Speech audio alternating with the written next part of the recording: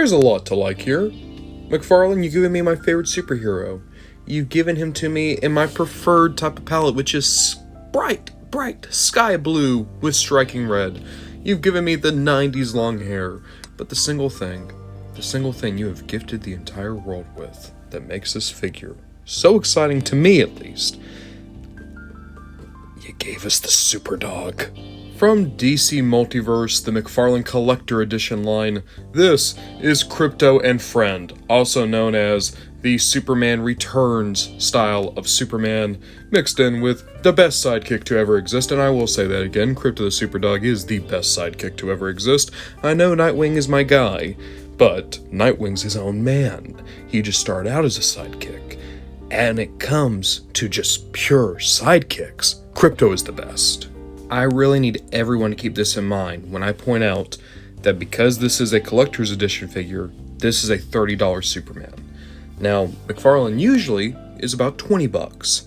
I want everyone to keep that in mind. Let's look over this guy, right? So, the head sculpt is great. I'm not a big fan of long-haired Superman, but they at least did it well, and I do like the kind of split ends he has. The face is great. The cape does go really well into the shoulders. Of course, the blue is great. I'm not big on that Superman logo, though. It's just a bit too chunky. We're coming back to that in a minute, because that was a linchpin. The shoulders are on a universal joint. Single-jointed elbow, which is weird. McFarlane hasn't done that for a while. Again, keep it in mind. You have a diaphragm joint that works well. You have a waist joint. You have a universal at the thigh, double-jointed knee, and a good universal here at the ankle, as well as a toe joint. So you have a lot of good points for articulation. But another thing I'll point out is this is a very chunky Superman. Don't get me wrong, Superman is supposed to be absolutely covered in muscle, but this is noticeably chunkier than most Supermen tend to be from McFarlane. And then I got to thinking, I've seen these proportions before, and I've definitely seen that fat S before. And that's when I realized this is a repaint. So, I didn't want to believe it. I had to pull these figures out just to make sure. This is just a total reuse of the Dark Knight Returns Superman. And it's funny, when I first saw the pictures of this guy, I saw that S, and I kept thinking, where have I seen that specific S before? Because it looked wrong. And I don't remember anyone talking about it when the photos of this figure were coming out. We'll see if people bring it up as they do reviews. But for $30, you're getting a repaint, well, a repaint with a new head, of a $20 figure. And look, all they did was they've painted part of the belt and they changed the head. Other than that, everything's the same from the cape to the deco. And here's what's really, I'm against this.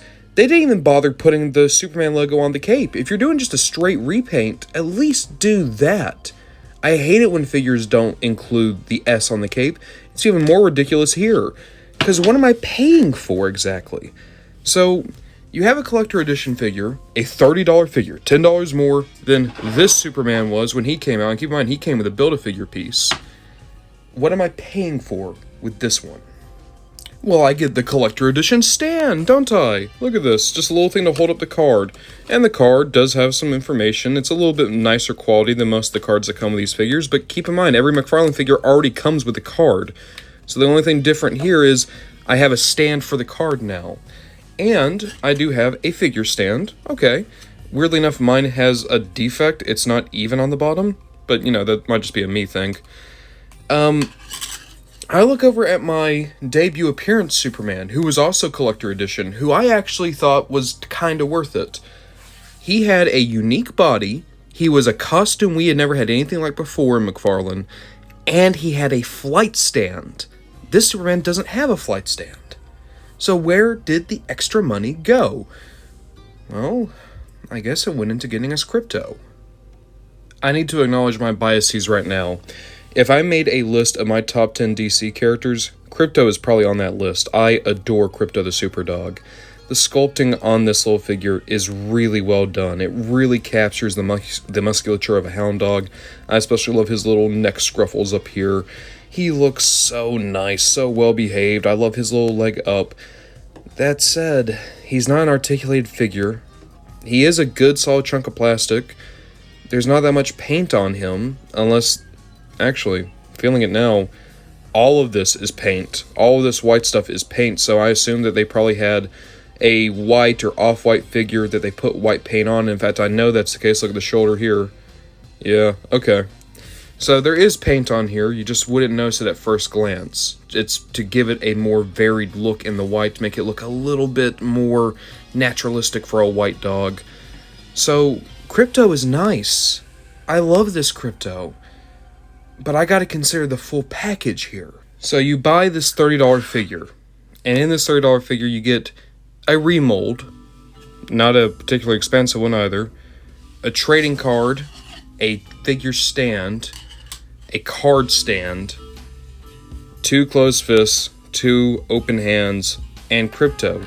Literally the only things here that wouldn't come with just a standard release of a Superman figure are the card stand and Krypto. I don't know how this could have been different. Maybe if we got more accessories, like I keep looking up on the card. Here, let me pull it down so I can show you guys what I'm talking about. I keep seeing like him holding the American flag. Maybe that would be something? Okay, hear me out. If this package was exactly the same, but it also came with like an American flag for Superman to hold, or even better, maybe like a display stand that's like a part of Doomsday, like underneath rubble, then I'd be like, yes, this is absolutely worth it, even if it is a remold. But this is a pretty straight re-release with a new head. The only thing unique or cool about it is Krypto. And as much as I love Krypto, and as much as I want Krypto, and as much as I honestly enjoy this Krypto, that's not a $10 Krypto. It just isn't. This collector series has had a lot of mixed feelings associated with it. Some figures that absolutely feel like they deserve to be here, and others where it just feels like McFarlane is holding beloved characters hostage. It's kind of like Transformers right now. You're not paying for the price point, you're paying for the character almost. I'm not upset that I got this, because I like the Superman enough and I adore Krypto. But honestly, I tell everyone, this one's probably going to go on sale. Wait for that. Wait for that, dude. For $20, this is spectacular. For $30, I just don't see it.